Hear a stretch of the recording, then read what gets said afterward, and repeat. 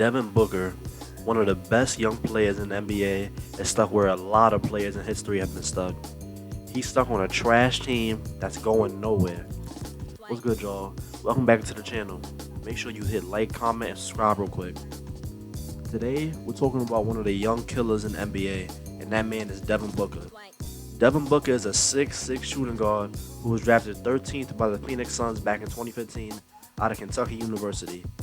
Coming into the draft, it was well known that Devin was a great shooter with a great form. He can shoot the three in the mid-range very efficiently, and he can create his own shot. But he doesn't need the ball in his hands to be effective. Booker is also a good passer, which is a part of his game that I think doesn't get much praise. Now, Devin isn't the most athletic player, but he makes up for this by having the skills necessary to not have to rely on pure athleticism and speed. Another knock on his game is that he really isn't much of a defender. At 6'6" and 206 pounds, he's solid enough to be physical on defense, but his short wingspan and lack of lateral quickness limits him defensively. And to be honest, I don't think he cares much about defense because he knows he can come right back down the court and give you a bucket right away.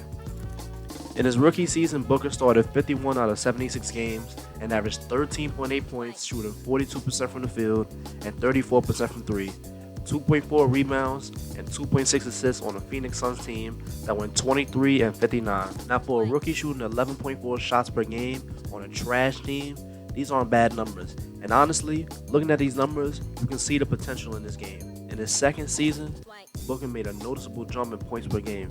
In this season, he averaged 22.1 points, shooting 42% from the field again, and 36% from three, 3.2 rebounds, and 3.4 assists on a Suns team that won 24 games, placing them right at the bottom of the West. On March 24, 2017, Devin Booker scored the highest number of points in the NBA since Kobe scored 81 when he dropped 70 on the Celtics at just 20 years old. And even with him dropping 70, the Suns still lost. In this season, Booker became more aggressive and upped his shots per game to 18.3, which led to the increase in points per game. In the 2016 draft, in an attempt to make the team better and surround Devin Booker with some help, the Suns drafted Dragan Bender, who in 3 years on the Suns averaged a whopping 5.3 points, 3.9 rebounds, and 1.3 assists. So that turned out terrible. And they drafted Marquise Chris, who in 2 seasons on the Suns averaged a staggering 8.5 points, 4.8 rebounds, and 0.9 assists. So no help there either. In his third season, Booker averaged 24.9 points, shooting 43% from the field and 38% from three, 4.5 rebounds, and 4.7 assists. And somehow, the Suns managed to lose even more games this season, with a record of 21-61. Once again, in an attempt to get Booker some help, the Suns decided to draft two-way forward Josh Jackson in order to add some defense to their team. Once again, this pick didn't work out, and Jackson was off the team after just 2 years due to his failure to develop at the pace the Suns wanted him to and his various off-court issues. In his fourth season, Booker upped not only his points per game, but his assists per game as well, when he averaged 26.6 points, shooting 46% from the field and 32% from three, 4.1 rebounds, and 6.8 assists. But even with all this improvement from Booker, the Suns still found a way to win even less games, with a record of 19-63. In the 2018 draft, the Phoenix front office finally did something right and drafted DeAndre Ayton, a 6'11" center out of Arizona who could provide some real help to Devin. These two could be very dangerous in the pick and roll, and Ayton is big enough to the point where you can dump it down to him in the post and he can get a bucket.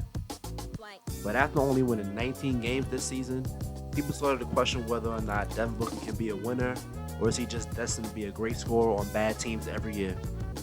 In his next season, it was more of the same for Booker. He averaged 26.1 points, shooting 48% from the field and 36% from three, 6.6 assists, and 4.2 rebounds on a Suns team that won 26 games before the season was suspended. Booker also made his first All-Star team this season after Damian Lillard was injured and couldn't play. But even without that happening, I believe he was All-Star caliber. Devin Booker is one of the best young players in the NBA who seems focused on winning against Phoenix because he signed a 5-year, $158 million contract with them. If the Suns front office doesn't get it together in the near future, then Booker is just wasting his talent with them and should seek a trade. Devin Booker is one of the best scorers in the NBA and an underrated passer who could really benefit from having a good point guard next to him so he can focus on doing what he is best at, which is score. And I believe when that happens, then some winning will happen in Phoenix. Alright guys, if you stayed to the end, thank you. Don't forget to like, comment, and subscribe, and I'll see you on the next one.